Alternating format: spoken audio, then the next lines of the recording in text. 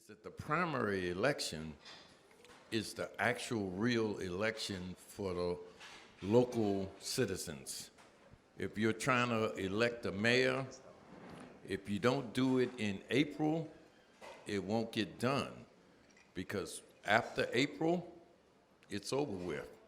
No matter who runs as an independent or who runs on the Republican ticket, that person that wins that Democratic, unless there's some really messed up stuff going on, that person is gonna win in November. It's just basically a shoe-in. So what we talked about in the newsroom was that, well, most people don't realize how important the primary election is because they're waiting for the November general election, and I'm encouraging everybody to come out too in November and vote because that's an important election also for your future. But right now we need to gear ourselves up for April, which is 6 months away. And so tonight, instead of inviting outside experts, I decided, and we decided collectively, to take real news experts who has been following what's going on in this city, in some cases for over 15 years, and in other cases, since they're not that old, just 5 or 6 years. So joining me tonight is the Real News staff, and to my right here is Taya Graham, and she's an investigative reporter for the Real News and soon to be a lawyer.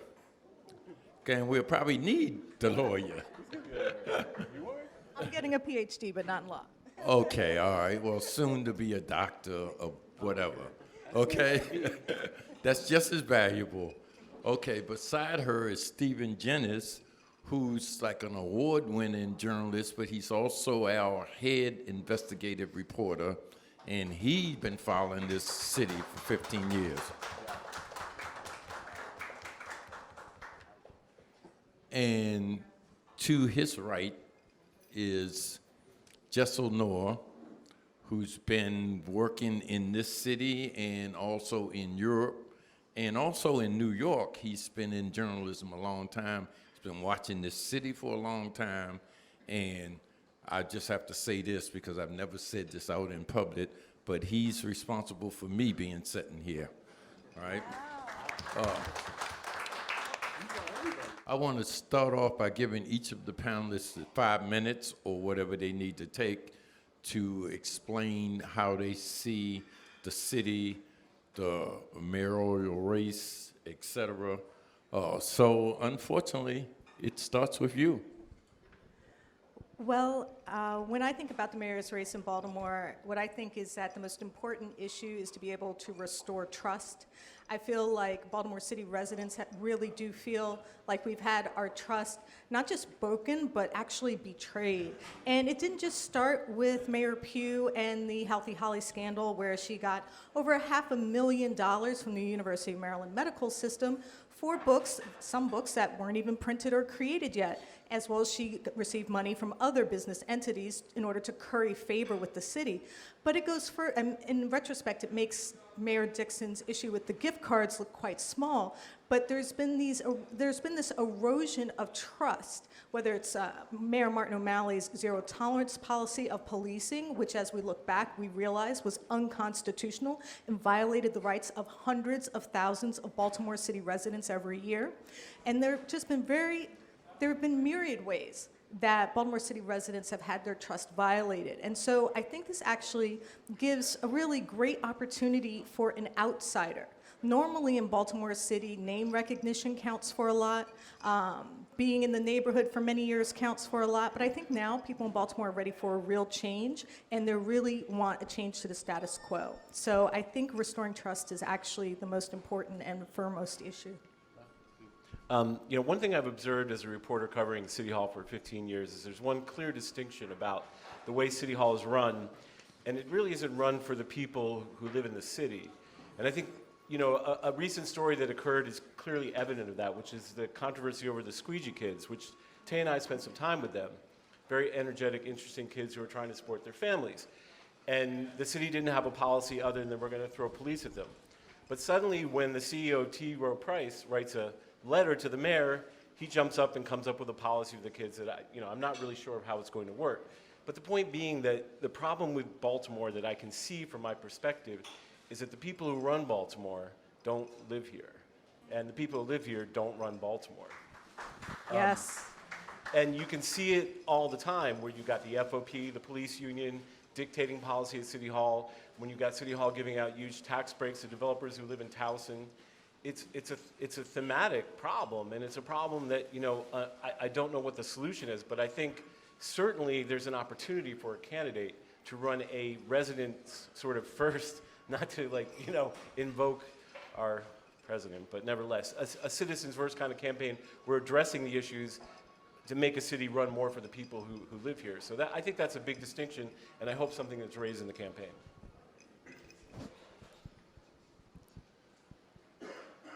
So I guess the biggest thing that sort of strikes me about this election is there going to be a candidate that can really sort of address, really start speaking to and putting out plans to address some of the underlying issues that Baltimore faces?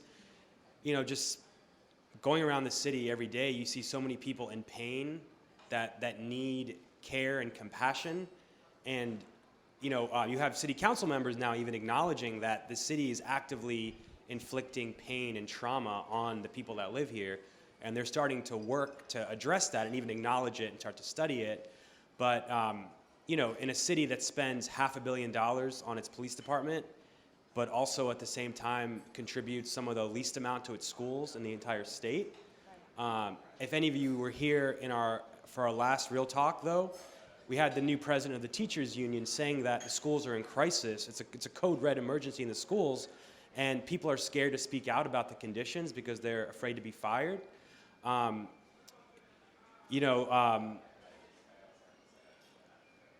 to sort of jump on Stephen's point, and also Taya as well, it's been years now since Freddie Gray was killed, and even before that, you had people really speaking out about some of the underlying issues here, and then you have the issue of the gag orders that get signed. So if you get abused by the Baltimore Police Department, what's most likely going to happen is you sign a civil settlement with the police. And the Sun did a report 5 years ago now that found that city had paid out $6 million to settle those claims. And to get that money, you have to sign a gag order with the city saying you can never speak about what happened to you. If you do, then you'll have to give back that money. Now, that's become something that a lot of activists have sort of rallied around the last few years. And the ACLU took them to court this past summer, and a judge ruled what they were doing was unconstitutional. Right. And think about that contextually, because if you have an organization where people are breaking the law or otherwise harming other people, and you have to pay out tons of money, you would think you would do something to curb that behavior. But instead, the city has fought absolutely to the wall to prevent people from being able to talk when they get bought by taxpayer money, or when they get paid by taxpayer money for abuse that they've suffered. I mean, that doesn't make any sense, does it? It absolutely doesn't, and especially, let me cite what Jizzle mentioned, the case of Ashley Overby.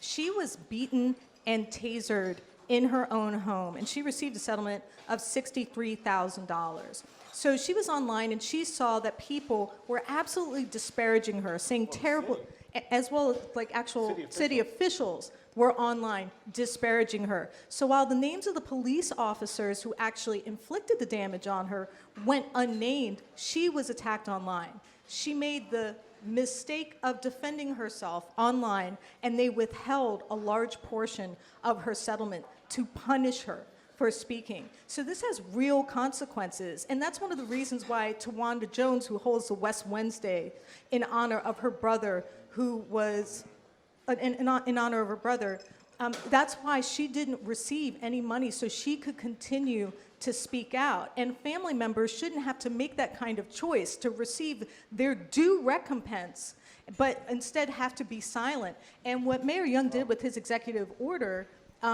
made it so that was. I'm sorry, should I stop? Getting ready, that's all. Oh, well, they wrote something into this executive order which was kind of odd, which is that Well, an it's the executive unreasonable, I'm sorry, an unreasonable gag, Right. gag Yeah, order. unreasonable. He left it open to So interpretation. that of the law. means City Solicitor Davis can determine what's unreasonable. And there's a lot of wiggle room there. And it doesn't help the people who already had to sign these non-disclosure agreements. It's not retroactive. So it's really problematic. Okay, let me just ask a question, though, of each of you. If you had to have, and it's funny, there's a person in here, Nan, that's actually running for mayor, and I asked him this question just half an hour ago. What's the most important task to be tackled in this city if a person becomes mayor? What's the most important?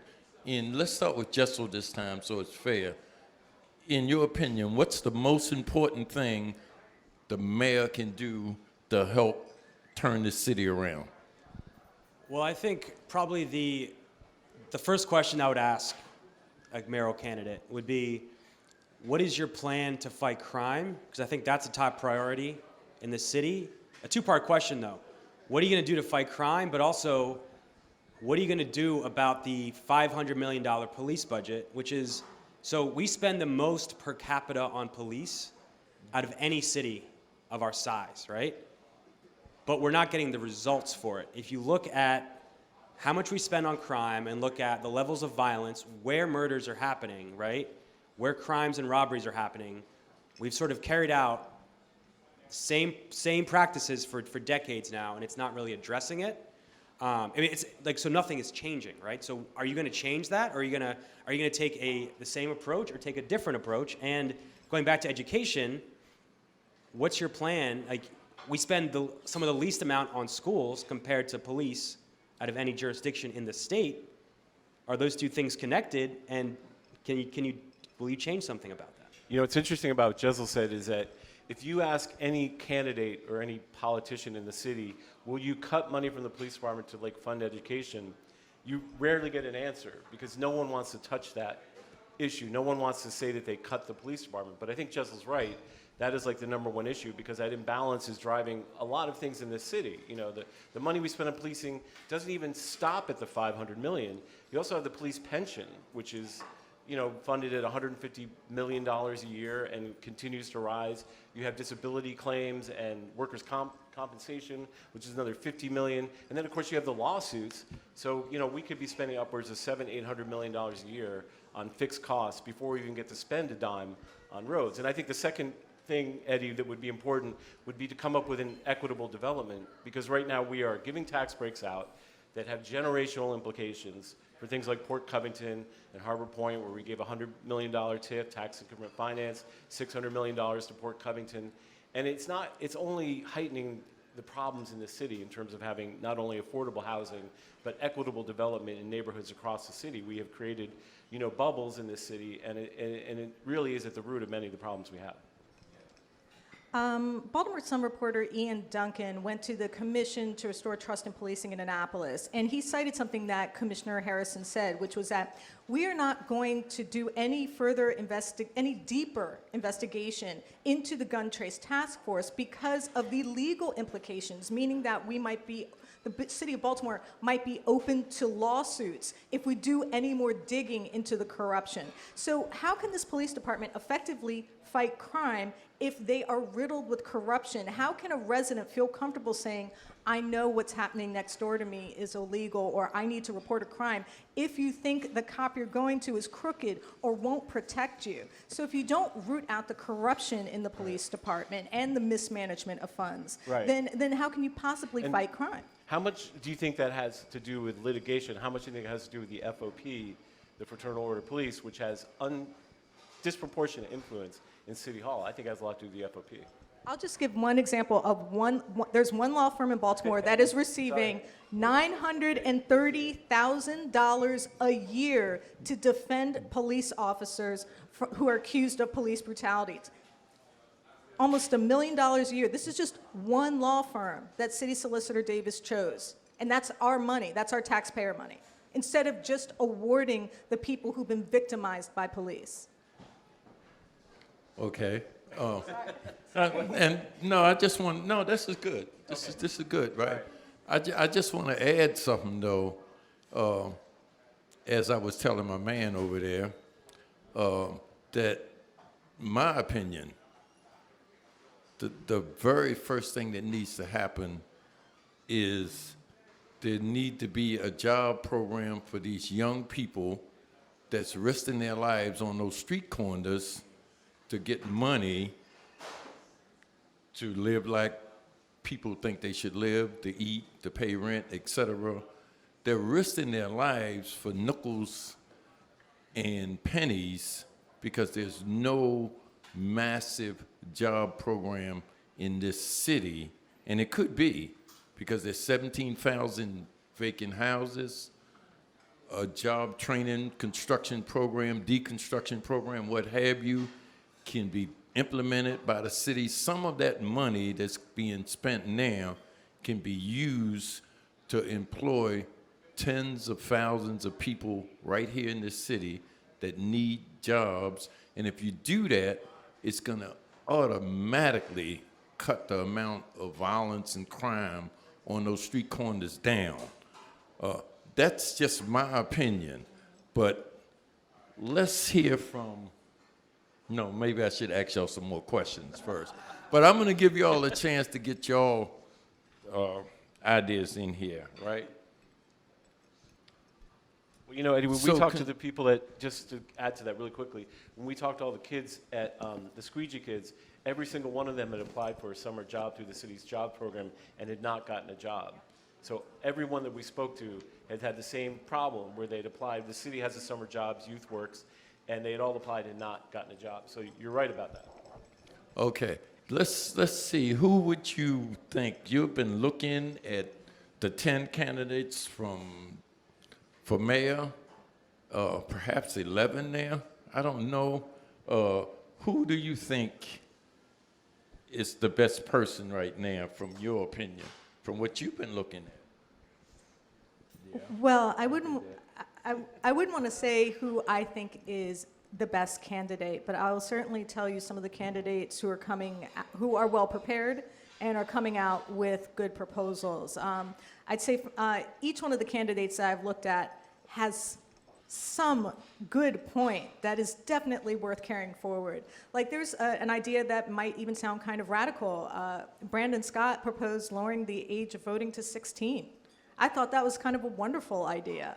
Thiru Vignaraja is suggesting the full legalization of marijuana in Baltimore City and taxing it, and then using those taxes to fund universal pre-K for every child in Baltimore City. That sounds like a good proposal to me. So individual candidates do have good plans. I was taking a look at Dante Swinton's platform, and he has some wonderful green proposals that, and he gets really detailed. And perhaps someone here will be able to elaborate more on them. But he has some excellent proposals for greening our city. So I think each candidate has come forward with good proposals. The question is, which one of them will follow up on it? I remember when Mayor Pugh was a candidate and she said she was for a $15 minimum wage, and then she got into office and she wasn't anymore. I remember when she was campaigning and said that she would wholeheartedly support the 2020 Land Trust to give people affordable housing and a stake in their community, and then she had to be dragged to sign the dotted line, and I think it actually is underfunded. Yeah, so so the thing is that we do have candidates that make wonderful proposals. It just seems like sometimes when they get in the big chair, they change their minds. Well, I think right now, like, the person who's really set the table for himself is Brandon Scott, because he kind of came out with this 26-point proposal with a lot of sort of things that people have talked about, like restructuring the Board of Estimates, which is the city's spending board, and making it, you know, more, having only elected officials, not completely controlled by the mayor, and like the 16-year-old voting proposal. And he came out kind of strong, and I think now that he's announced, and because, you know, Jack hasn't announced, Jack Young, our current mayor, has not announced, Sheila Dixon is waiting in the wings but has not announced, and you know, I think he's got a little bit of an advantage at this point, but through, of course, has come out with some really interesting policy proposals. And of course, he has the experience of running in the state's attorney's office and doing, fairly well. So it's hard to say. I mean, it's kind of early, but I mean, there are a lot of people we're waiting to hear from, like Sheila Dixon could be a huge factor because she can, really has a lot of support in the West Side. And, Jack kind of has the East Side, so. And Mayor Dixon has a lot of support within nonprofit orgs as well. Yeah. Because I mean, of her she's- 10-year plan to end homelessness was very popular. Yeah. She was a very popular. When I used to follow Mayor Dixon around the city, she was incredibly popular. I mean, with the people. So, we'll never know. We could see. So, along with the candidates, looking at what the candidates are doing, I think it's also important to also look at the fact that the mayor of Baltimore has more power over the city government than any other mayor of any major city, which means that the position of mayor is more important here than anywhere else. So we should we should be closely examining not only their platforms, but their records. Another big issue, which is being addressed in a way right now by voters and by the city council, is how much it costs to run a competitive campaign for mayor. So I'm just looking at some of the numbers here. In 2007, the Democratic mayoral candidates spent less than $3 million. In 2011, the 4 leading candidates spent $3.3 million. In 2016, the top 4 candidates spent $7.6 million. Okay, so the cost of running is increasing dramatically.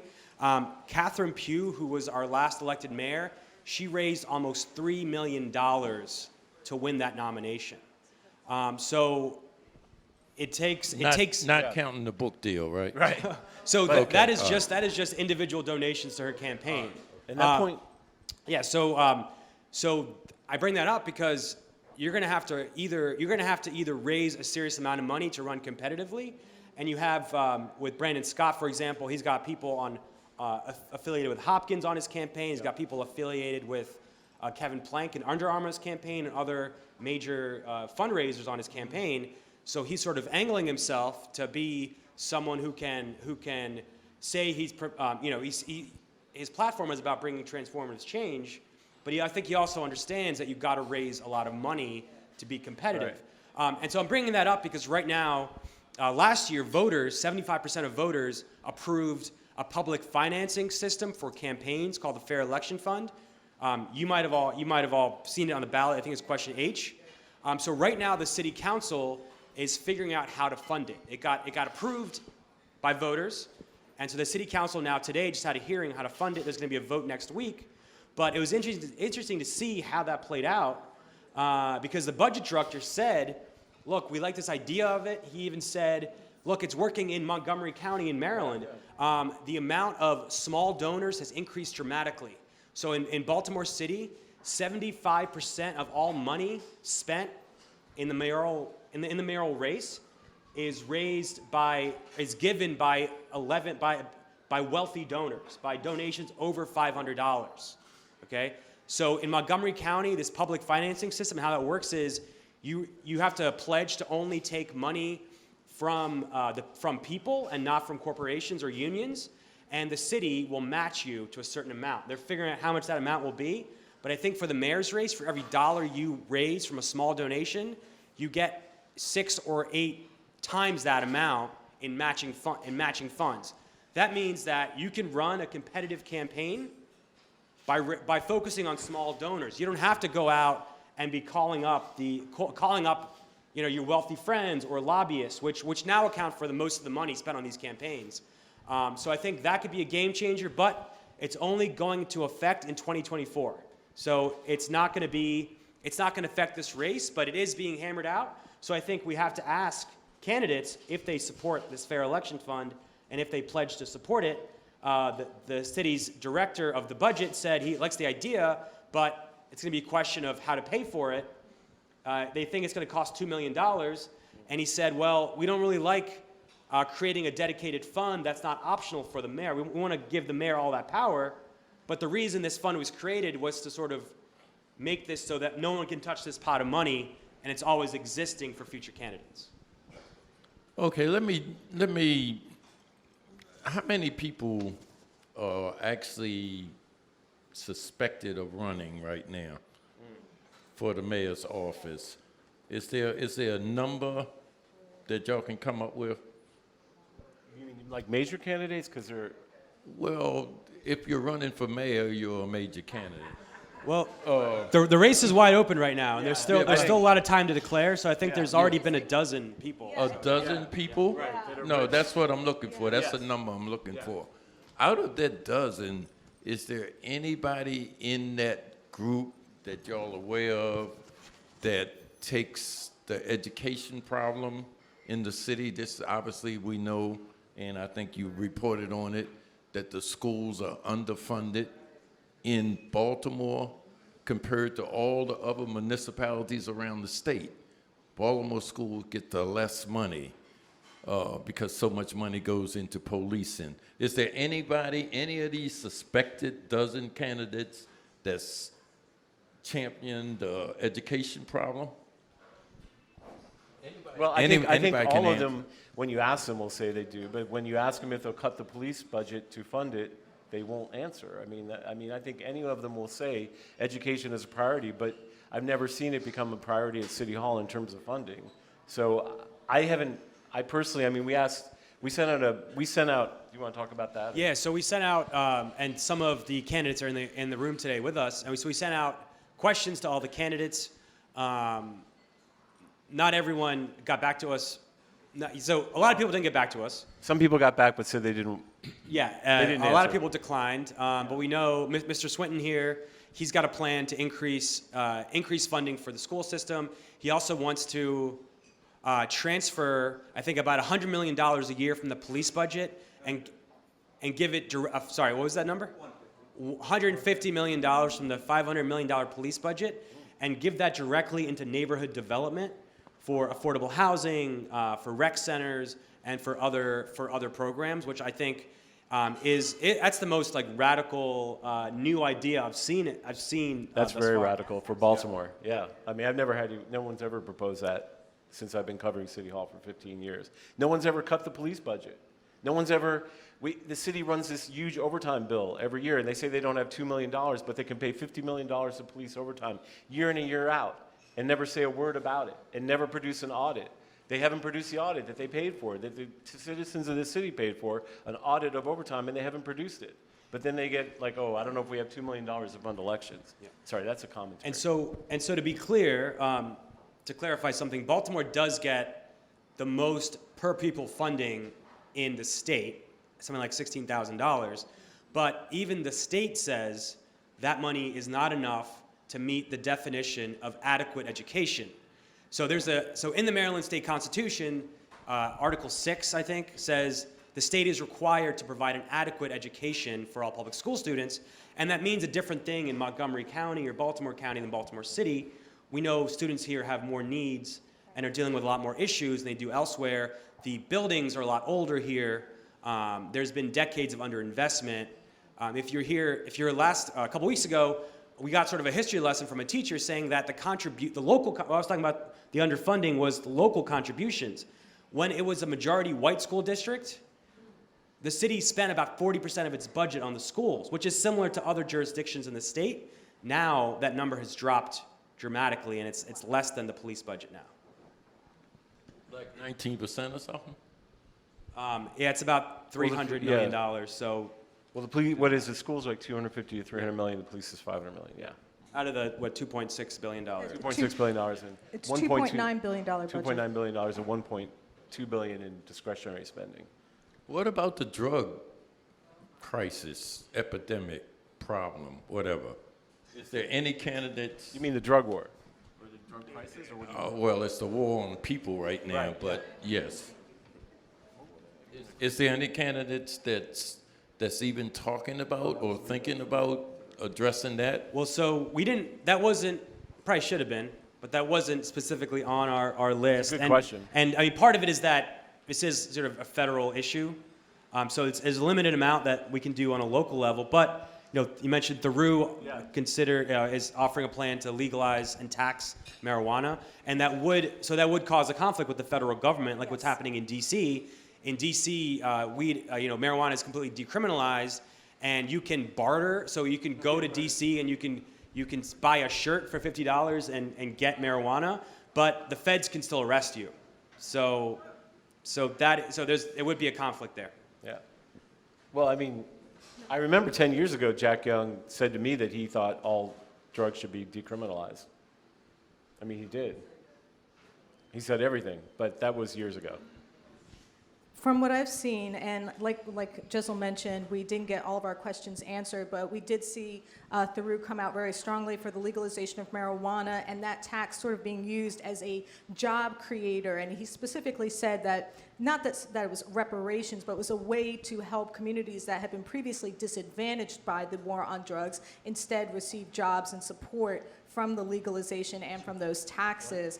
But I was looking very specifically for someone who was going to say the decriminalization of all drugs, really ending the war on drugs in Baltimore City. Our state's attorney, Marilyn Mosby, said she would refuse to prosecute any more marijuana possession cases, but then we also had our previous police commissioner say that he was going to continue arresting people for possession of marijuana. So I haven't yet seen anyone bold enough to come forward and say decriminalization, and also provide, for example, something like safe consumption spaces. This has been shown to work in Canada. A safe consumption space is a place where someone who has an opioid addiction can go. They can use their drug of choice safely with clean needles. They have someone nearby that can administer Narcan if they use too much. And in the places where this has happened, the rate of overdose has dropped precipitously. And there's one place, unfortunately I don't remember the province in Canada where they did this, but their safe consumption space has not had a single opioid overdose death. So these are very safe spaces, and this is something that Baltimore should already be doing. Okay, one final question, and then I'm going to open it up to the audience. Gentrification, the development funding, the tips, Pilots. there's a lot of money coming through the city, going to contractors and developers based on our bonds and based on our taxes, and very little of it is going toward the community. Mm-hmm. Is there any candidate on the horizon that's concerned about the gentrification or the collapse of the housing stock in some communities? Anybody?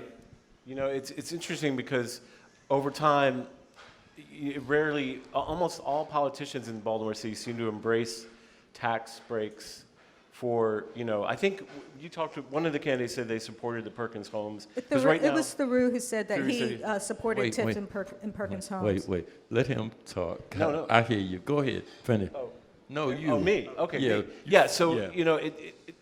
if you think about it, we have created this policy where we have a two-tier tax system. Almost all the new building construction, which is luxury apartments, are part of a pilot program where they are tax abated for 10 years, where they don't pay taxes. And I've never met a politician who is willing to really say, enough of this.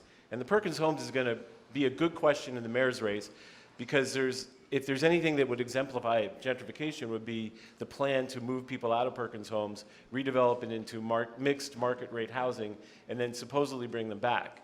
And people like Jack Young initially said, when we asked him, that he was opposed to another TIF. They're talking about an $80 million TIF. But what people have to understand, and what is important to bring up in the mayor's race, is that those TIFs are basically tax breaks for development companies that are people who live outside the city. We did an analysis of the Harbor Point tax break, which is a 2013 TIF, $100 million. And we looked at the jobs that were supposed to be promised. The average duration of a job was 8 months down at Harbor Point, and 80% went to people who lived outside the city. So that is a great question, but every politician is afraid to say, no, I don't. They think it's the only way they can develop the city. And when you think about the amount of money that the people who have bravely fought for the 2020 fund have asked for, it is insignificant in comparison to the amount of money they've bandied about for TIFs and pilots. It's been, we did a calculation, Tay and I, and it was about $1 billion so far have been given to outside developers, which is where the political economy works and what Jessel was talking about. The only place you can get money if you're a candidate are from developers or the FOP or someone who is benefiting from this system that we currently have in place. Okay, now Terry, I cut you off, but I want to follow up with you. So many times I've seen people moved out of these projects and housing areas, and the area has been gentrified. In East Baltimore, down Wolf Street past John Hopkins, people never come back. People never can afford to come back. What's the difference? What's the difference with Perkins Homes if they do that with the same concept? What's the difference? Well, that's the thing. I don't see any difference. I think it was Latrobe Homes that had been taken down, and there were people who were still meeting, people who had been residents, years later, gathering to kind of celebrate knowing each other, celebrating the community that they used to have. And I spoke to some of the former residents, and they said they never quite had the same sense of community anywhere else. But they still were so bonded to the people that they used to have community with that they had this sort of outdoor barbecue festival every year. And I thought that was really beautiful that they still had that strength of community, but really sad knowing that that was going to be destroyed for someone else. And There is concern at Perkins Homes. and there's that same concern at Perkins We Homes. talk to a lot of people. And Yeah, they're really concerned. Okay, all That right. they won't be allowed back. All right, let me open this up then for questions on the floor. In the mic. Erica, could you, do anybody have any questions for the panel or for me? I guess I would add real quick that one of the questions we asked all the candidates, and I think all the candidates who responded said they Can do you come to the mic? They do support the Affordable Housing Trust Fund, which is a dedicated fund to create affordable housing across the city, which is really interesting. That was originally passed by voters on a referendum in 2016. Taya talked about how the activists had to fight with the mayor to get that money actually in there. And now activists are meeting with the Department of Housing and Community Development to figure out exactly how that money is going to be spent and how much of it is going to be spent on permanently affordable housing. So that is a key issue right now because you can build affordable housing in a neighborhood, but if it's only going to be affordable for 5 or 10 years, once that rent goes up, it's going to create more gentrification, and it's not going to be a long-term solution. The Department of Housing and Community Development seems open to negotiating with the activists. They've held lots of protests and lots of rallies, and they've vowed to keep fighting for this. But it's going to be interesting to see how this plays out in the next few months. Yeah. The fund is going to start accepting applications, so anyone can apply and try to get affordable housing built in their neighborhood. But the activists want to make sure that development goes to redline neighborhoods and gives opportunities to people that have been excluded from home ownership a chance to own homes. Okay, first question. Hey, so this is in relation to you talking about creating a jobs program for people that don't have jobs. My question is, why not look at something like creating a worker co-op program where the city actually funds not only the training of how to function or as a worker co-op, but also provides the legal resources to form one and give the resources to create, the space to build one and stuff like that to people. That way, the people have good-paying jobs because the wealth is being spread more equitably rather than just one person at the top getting all of the profits from the company. Okay, that's a question for the panel? No, that was. That's a good excellent- comment. It is No, good. it's a good great comment. I think it is. It's a good comment, but Yeah. do you want a response? Well, Okay, all yeah, right. I mean, I think there you have it. I think anything that doesn't, because it just from our analysis of the Harbor Point tax break, which was promising jobs, it didn't deliver.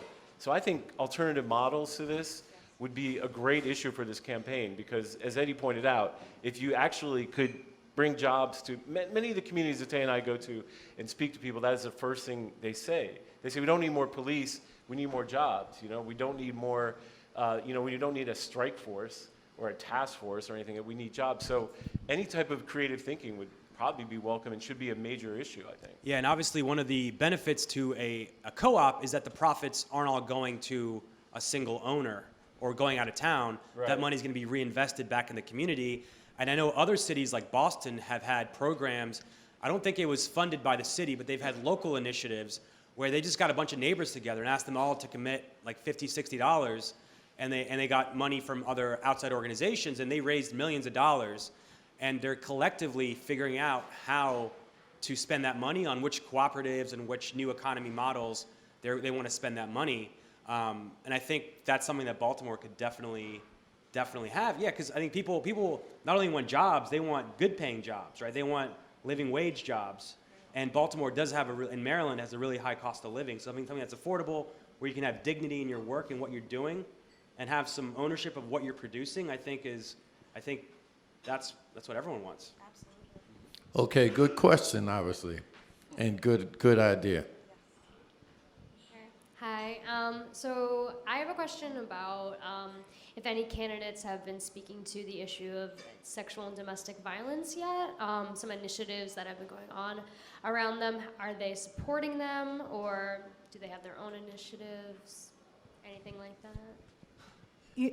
Now, I have to say that perhaps my analysis has not been the most comprehensive. I will admit that. There's something I could have missed, but I haven't noticed any candidates, except for perhaps this one right here, candidate. Well, that's why it's good to show up. And that's why it's good to come to these things. But specifically saying domestic violence, violence against women, sexual assault is something that is at the forefront of their platform. And perhaps Mr. Swinton can follow through and share with us what his plans are. But when I was looking through, for example, Brandon Scott's proposal, his 26-point plan, he did speak about trauma and violence in relation to children, but I believe he was referring to, crime in neighborhoods and being a witness to violence. That wasn't in relation to sexual assault and sexual violence.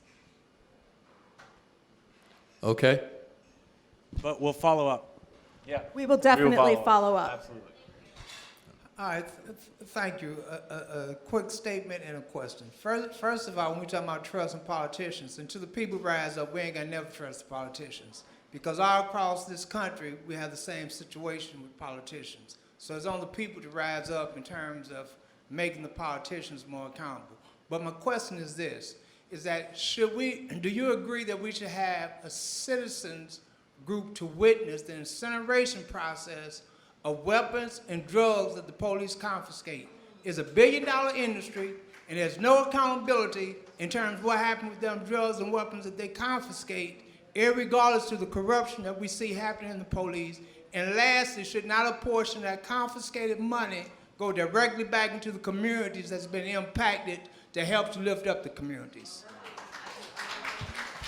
Well, hey, Mr. Gooden, how are you? If you look at the Gun Trace Task Force, they were literally taking pounds of weed and kilos of heroin and redistributing it through drug dealing. So I think that is an excellent concern. And one thing you have to realize about our police department, there is absolutely zero transparency with the Baltimore Police Department. You file an MPIA request, which is a Maryland Public Information Act, and you're lucky to get a response.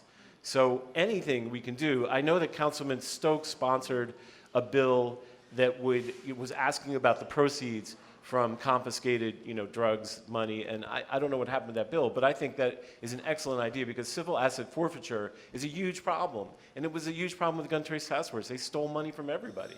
And that money, if it goes into more policing, I think people can raise questions about whether or not that's good for the community.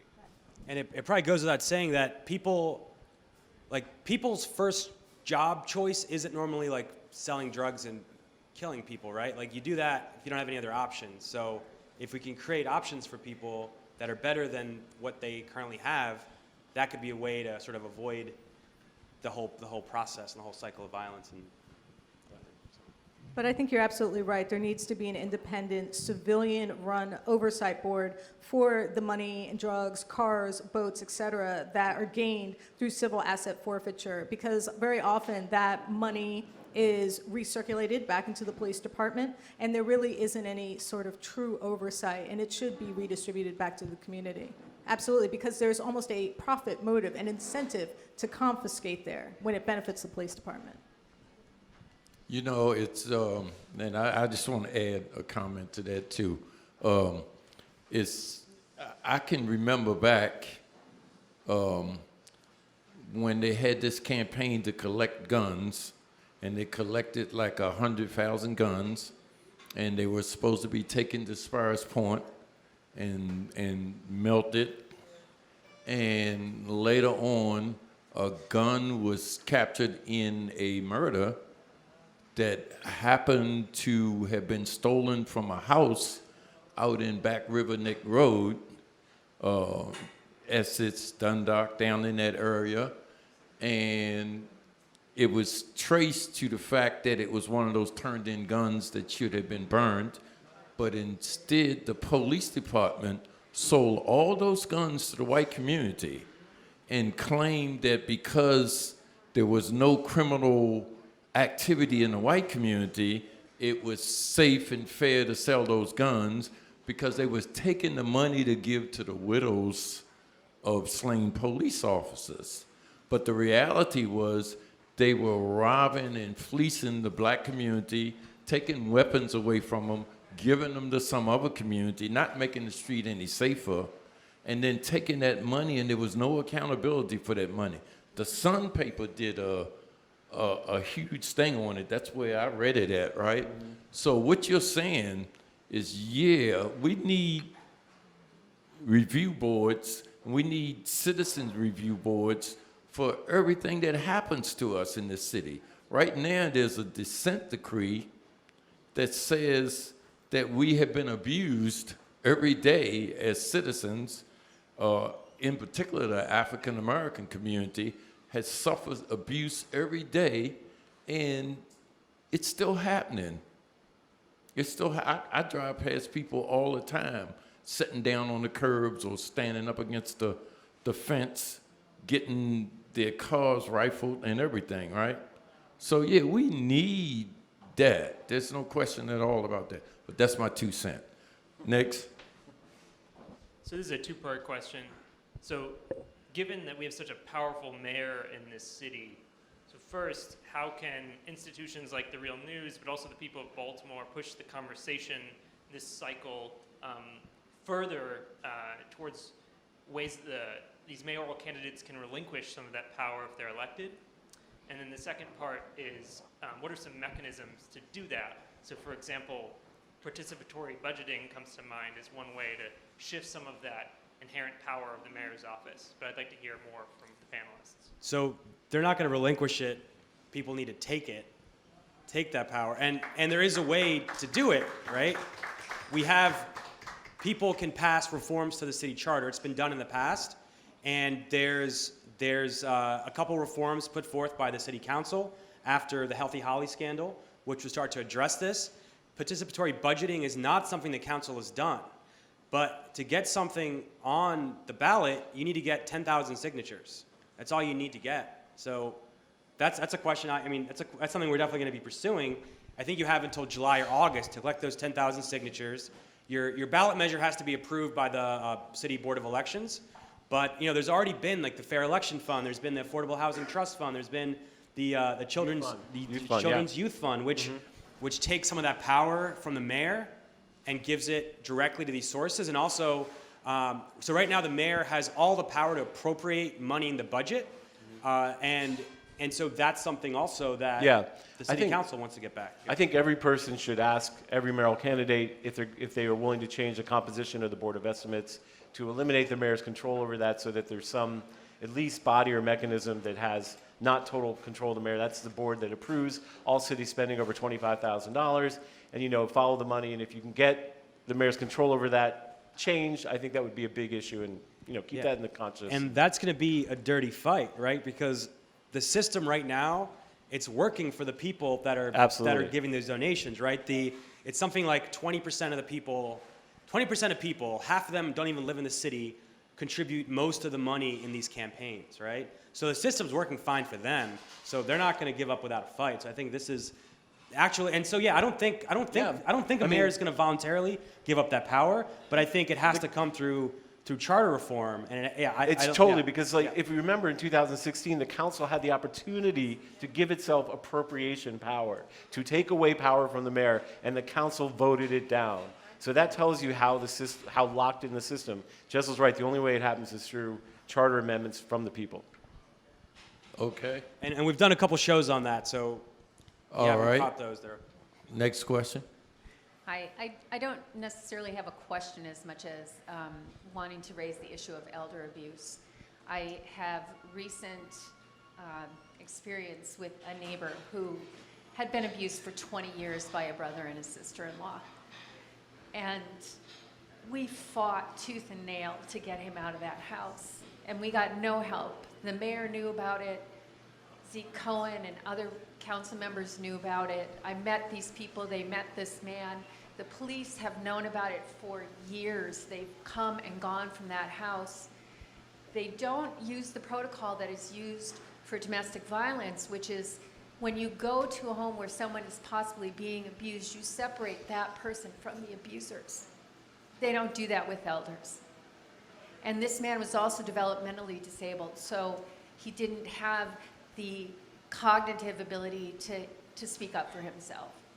So this needs to be addressed. This is a huge problem that we don't see and we need to start looking at and being aware of. All right. Next. Good evening. Hi. My name is Zachary Dingle, and I'm one of the gentlemen that's considering running for mayor of Baltimore.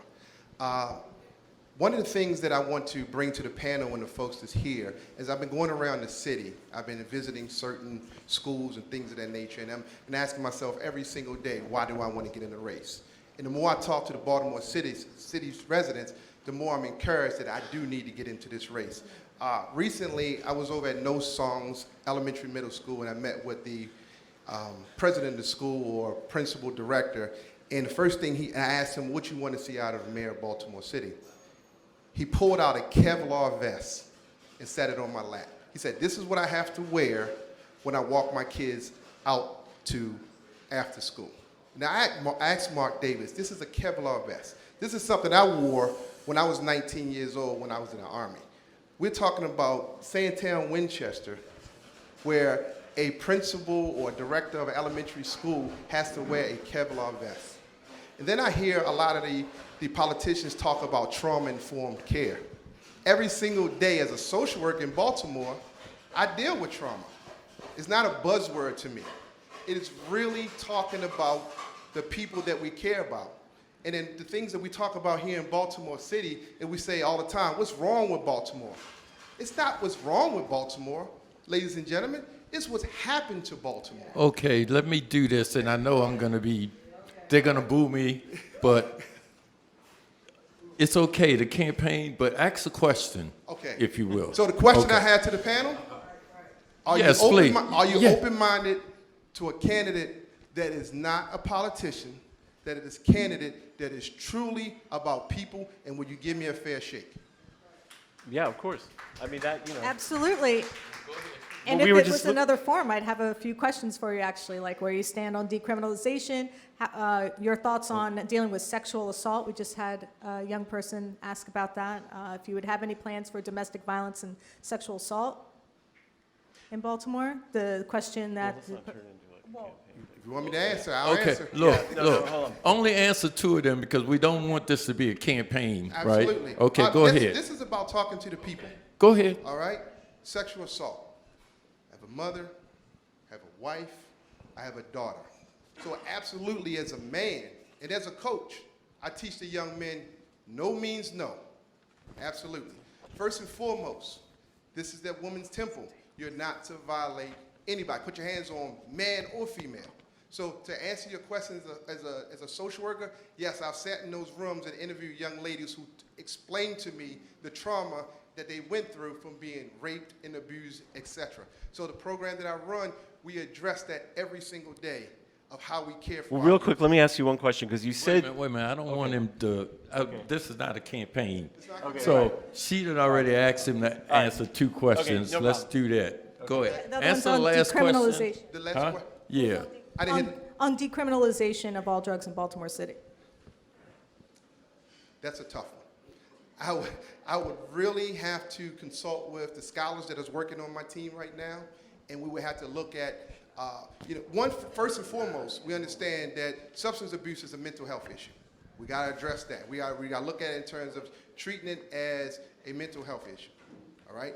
Because the reason why folks turn to drugs, whatever trauma they may experience at some point in their life, that becomes their answer, okay? So that's first and foremost. The second part to that question is, will I decriminalize it? I really will have to give a really lot of thought to it. I'm not going to give you a stump speech, but I would really have to get back to you on that question. Okay. And I'll see you again. Yeah, absolutely. Yes, yes. Next. Okay, I have a question for Taya. I'm Angela. I'm an activist, union organizer, abolitionist, and I'm here for restorative justice. I want to help Baltimore's court system because I think we penalize the same poverty that we create, and it's a sausage factory, and I hate it. And so I want to help. But my question is regarding the law firm and Andre Davis. So I'm going to give a little backstory, and I'm sorry I had to make notes because there's lights in my face. So all right. So the backstory is I went to the hearing yesterday at City Hall regarding the gag orders, and it was really profound, and it was very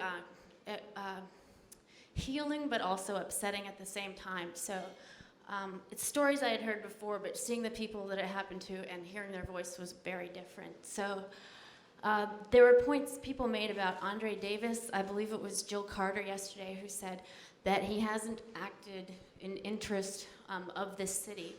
And the $930,000 a year, I want to know I want to know who pays that, and I also want to say, as residents, it seems like we get treated like naive children whose parents should divorce but probably won't. And there's so much binary split that it's just, red versus blue, black versus white, men versus women all the time, and it stagnates. I also think that this is reflecting, from the governor and everything rolls downhill. But Baynard Woods told me a couple years ago from City Paper and from Real News and other places that Baltimore can lead the pack when it comes to ethical behavior, like expecting ethical behavior from our elected officials and state employees. So Can I interrupt you? yeah, I'll ask my question. Thank to give you. the backstory on it. All right.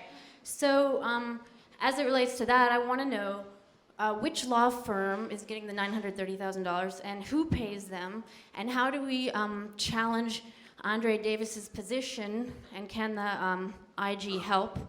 And is challenging Davis the same thing as challenging the FOP? And can we prove links? That's a lot of questions, my Okay. dear. All right, well, sorry. can I say the very last thing, and then I'm done? Okay, all right.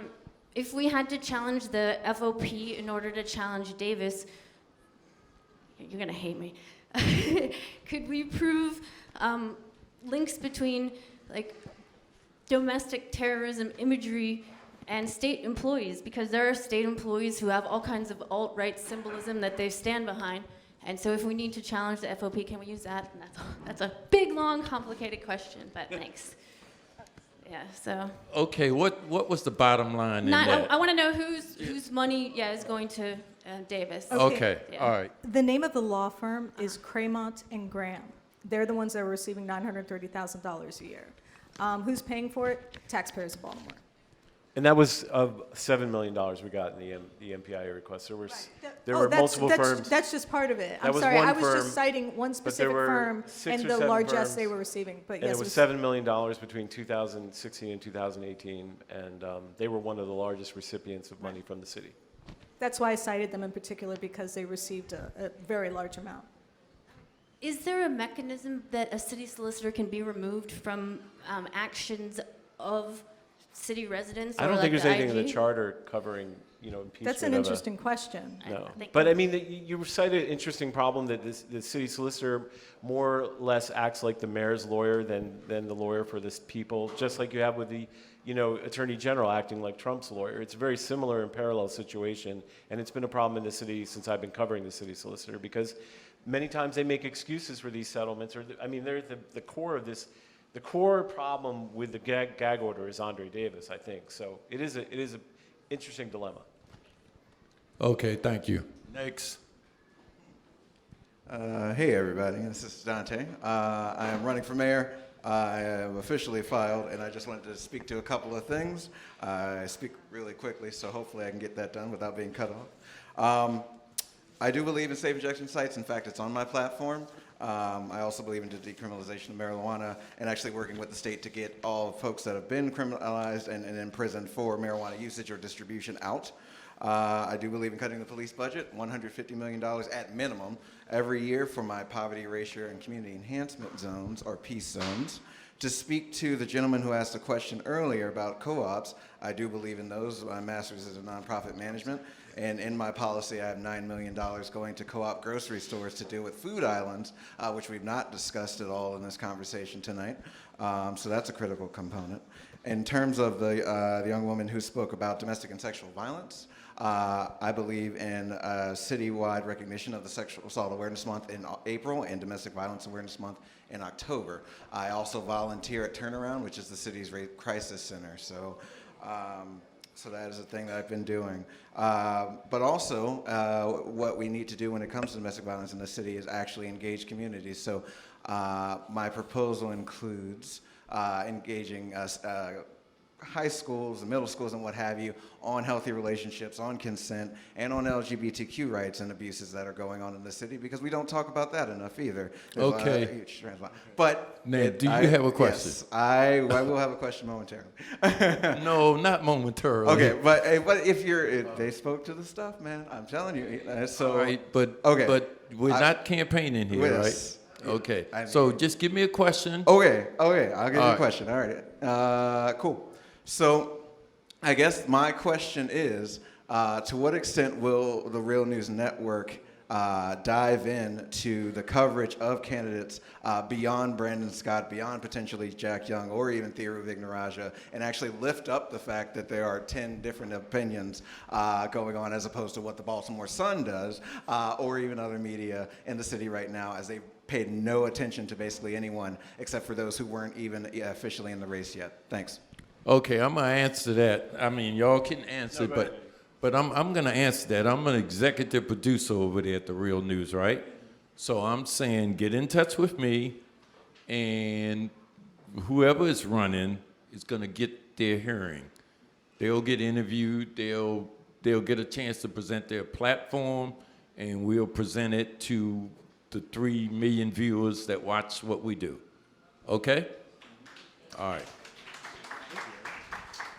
Hi, Is that okay? Yeah. Oh, all right.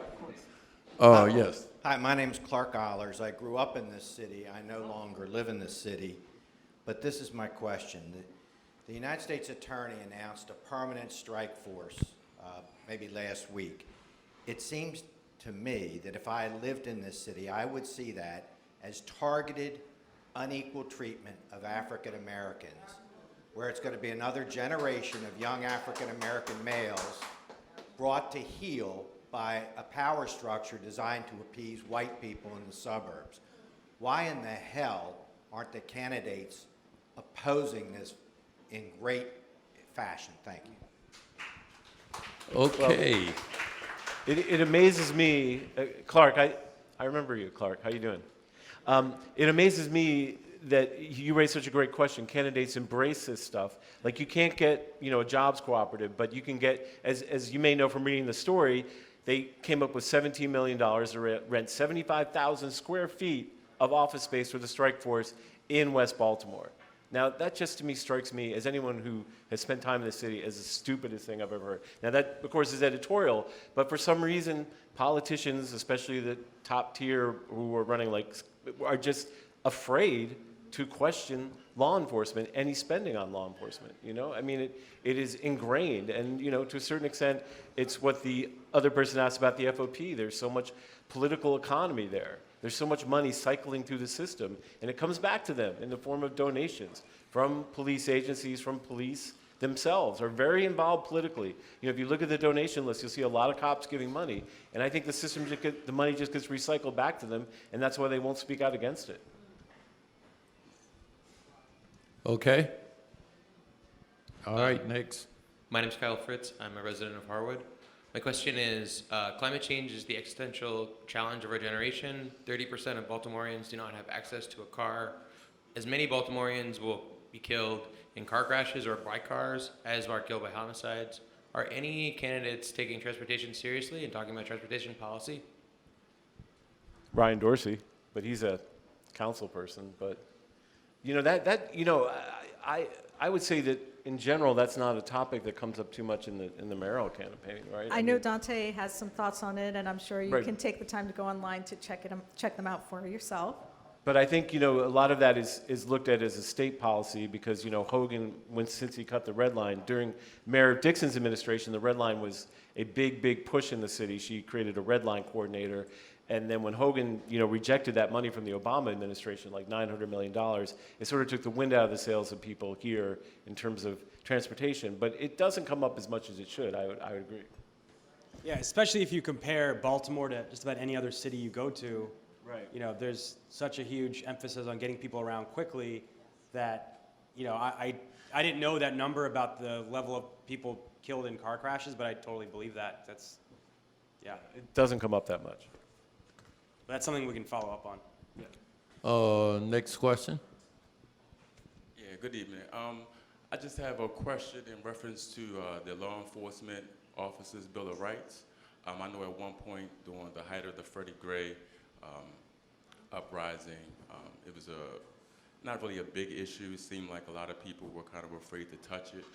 It gives police extrajudicial rights when they do wrongdoing. Can you kind of get into the history of that and how it's, you know, being used? Well, I'll start a little bit on it. I believe the Law Enforcement Officers' Bill of Rights was created in 1974. It's given protections to police officers that are exceptional. For example, I believe they have 10 days before they have to give a witness statement. And as you can imagine, if you're a witness and you have 10 days to get your story straight, that's something that we as regular citizens aren't afforded.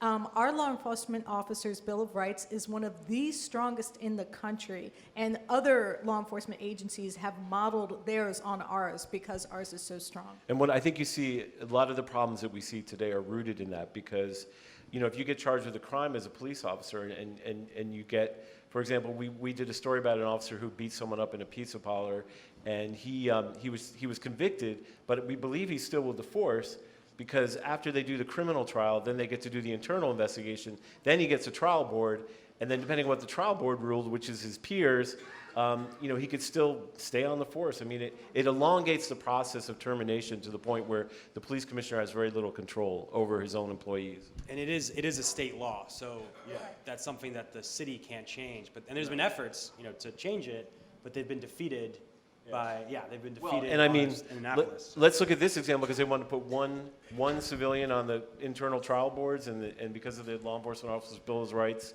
they weren't able to do it, and I think it finally happened, but it was like a 5-year process. And on the trial board previously, weren't they allowed to put 2 people, choose 2 of the people to be on the trial out of 3? So can you imagine going in front of 3 judges and you got to choose 2 of them? That's an extraordinary And situation. just to explain, the trial board is an internal disciplinary board that metes out punishment for violation of departmental policy. Okay. Okay. In terms of, I look at housing developers, so I'm just trying to get this, my question is, housing developers can get certain tax credits if a certain percentage of the houses that they build are for people with low income. Is that, so that happens. I don't know if there, I was just wondering if there's any kind of, is there any kind of rule, or is there any kind of something across the board, so percentage-wise? I was just wondering, or is that just something that's random? Are you talking about the inclusionary housing law, where if you're a developer and you receive a tax increment financing or a tax subsidy from the city, then you have to create a certain percentage of affordable housing based off of the median income of the area? Yes. Yeah, the city doesn't enforce that. Yeah. I mean, Port Covington was does exempted, yeah. not. It's supposed to. It's supposed to. But since that law's been enacted, there's been what, maybe a 30 32 units created? And the city has no Yeah. funding for that bill, for that law. All the money has, I mean, the city doesn't, the developers don't fund it, excuse me, the city funds it instead of the developers, which of course makes more sense, right? The developers should build the housing, but the city actually is supposed to fund it, which is why it hasn't really done anything. So, you know, supposedly with the Port Covington development, they got an agreement, they got an exemption from the inclusionary housing, and then they went, and the exemption said they could build the market or the lower income housing anywhere in the city they wanted. So they've been searching around for other projects to put the housing, but not in Port Covington, which is the recipient of the tax break. So it's really bad law. It is. Thank you. All right, is there any more questions? It looks like we have exhausted the audience. Okay. All right, so if there is no more questions, then we'll meet back here in 2 weeks. Yes? Okay, yeah. Okay, and so thanks for coming out, and would you give the panel a hand, please?